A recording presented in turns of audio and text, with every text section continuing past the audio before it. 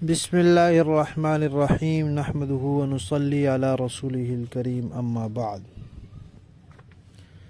پیارے پیارے بچوں، ننھے منھے پھولو، اللہ تعالیٰ آپ سب کو ہمیشہ خوش رکھے اور فلسطین کے مسلمانوں کو اللہ تعالیٰ جلدی جلدی فتح اور مکمل آزادی نصیب فرمائے۔ الاحسان اکیڈمی والے چچا کی طرف سے السلام علیکم ورحمۃ اللہ وبرکاتہ۔ پیارے بچوں، ہماری کہانی کا عنوان ہے حضرت شعیب علیہ السلام۔ حضرت شعیب علیہ السلام اللہ کے نبی تھے۔ اللہ تعالیٰ نے ان کو بھیجا تھا مدین کی طرف کہ ان لوگوں کو آپ دین کی طرف بلائیں۔ مدین کے لوگ کیا کرتے تھے؟ ایک تو وہ اللہ تعالیٰ کو ایک نہیں سمجھتے تھے، اللہ تعالیٰ کے علاوہ دوسروں کو بھی سجدے کرتے تھے، ان سے بھی مدد مانگتے تھے، ان کو بھی سمجھتے تھے کہ یہ ہمارے خدا ہیں۔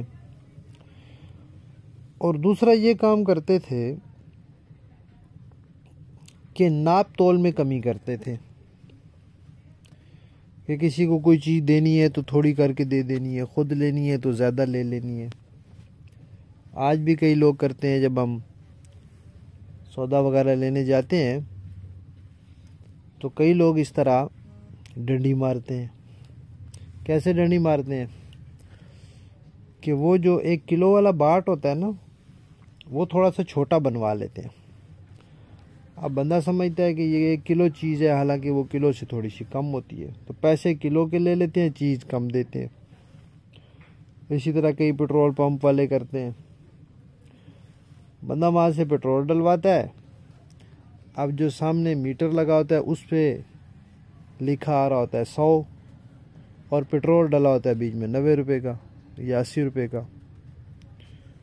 تو اس طرح فراڈ کرتے ہیں لوگ۔ تو وہ بھی اس طرح فراڈ کرتے تھے، ڈنڈی مارتے تھے۔ اور دوسرا وہاں قافلے آتے تھے سامان لے کے، ان کو لوٹ لیتے تھے۔ شعیب علیہ السلام نے ان کو سمجھایا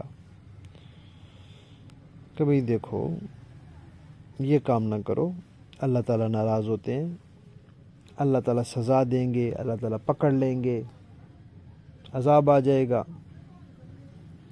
لہذا توحید والے ہو جاؤ، اللہ تعالیٰ کو ایک مانو، اور یہ ناپ تول برابر کیا کرو، صحیح صحیح سودا دیا کرو، صحیح لیا کرو، لوگوں کے حق نہ کھایا کرو، ڈاکے نہ ڈالا کرو۔ لیکن قوم والوں پہ کوئی اثر نہیں ہوا۔ الٹا انہوں نے پتہ کیا کہا؟ انہوں نے کہا کہ شعیب، یہ آپ کی نماز آپ کو ایسی باتیں سکھاتی ہے؟ یہ آپ کی نماز آپ کو کہتی ہے کہ آپ ہم سے کہیں کہ ہم یہ کام چھوڑ دیں، یہ کام چھوڑ دیں؟ ہم یہ کام چھوڑ دیں پھر ہم کھائیں گے کیسے؟ پھر تمہارے پیسے تھوڑے ہو جائیں گے، پھر ہمارے لیے زندگی گزارنی مشکل ہو جائے گی، پھر ہماری ضروریات پوری۔ اس طرح باتیں کرتے تھے وہ، اور پھر کہتے تھے کہ بھئی یہ جن کی ہم پوجا کرتے ہیں، ہمارے باپ دادا بھی ان کی پوجا کرتے تھے، ان بتوں کی، تو یہ بت ہمارے معبود ہیں، یہ ہمارے خدا ہیں، آپ کی نماز کہتی ہے کہ ہم ان کو چھوڑ دیں؟ پھر یہ جو ہم مال خریدتے ہیں بیچتے ہیں، یہ ہمارا مال ہے، ہماری چیز ہے، آپ کیوں کہتے ہیں اس کو اس طرح خرچ کرو اور اس طرح نہ کرو؟ تو اس کا مطلب ہے کہ صرف آپ عقل مند ہیں، ہم تو سارے پھر بے وقوف ہیں۔ تو اس طرح انہوں نے باتیں کی۔ شعیب علیہ السلام نے کو سمجھایا کہ بھئی دیکھو، تم سب کو اللہ تعالیٰ نے پیدا کیا ہے، سب اللہ کے بندے ہیں، میں کوئی اپنی طرف سے باتیں نہیں کر رہا، مجھے اللہ تعالیٰ نے بھیجا ہے، اللہ تعالیٰ کی طرف سے وحی آتی ہے، تو اس لیے میرا کام میں تمہیں سمجھا رہا ہوں۔ انہوں نے آگے سے کہا جی کہ ہمیں آپ کی باتیں کوئی نہیں سمجھ آتی۔ آخر پھر وہی ہوا جو ہوتا ہے ایسے لوگوں کے ساتھ، کہ جو نہیں مانتے پھر اللہ تعالیٰ ان کو اپنی پکڑ میں لے لیتے ہیں۔ پھر اللہ تعالیٰ نے ایک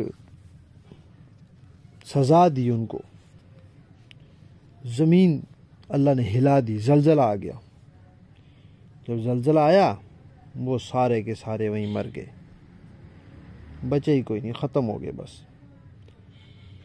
اور جو ان کے گھر بار تھے سب خالی ہو گئے، وہ بندے جو مر گئے پھر۔ تو اس طرح اللہ تعالیٰ پھر پکڑ لیتے ہیں۔ اس لیے جب بندے کے پاس اللہ تعالیٰ کی طرف اللہ تعالیٰ کا پیغام پہنچے تو پھر اس کو قبول کرنا چاہیے۔ کوئی آ کے کہے جی آپ اپنا عقیدہ ٹھیک کر لیں تو ٹھیک کرنا چاہیے، کوئی کہے جی آپ اپنا عمل ٹھیک کر لیں تو کرنا چاہیے۔ امی ابو کی بات ماننی چاہیے، استادوں کی بات ماننی چاہیے، علماء کی بات ماننی چاہیے، تاکہ پھر ہم اللہ تعالیٰ کی پکڑ سے بچ جائیں۔ ٹھیک ہے، کہانی ختم۔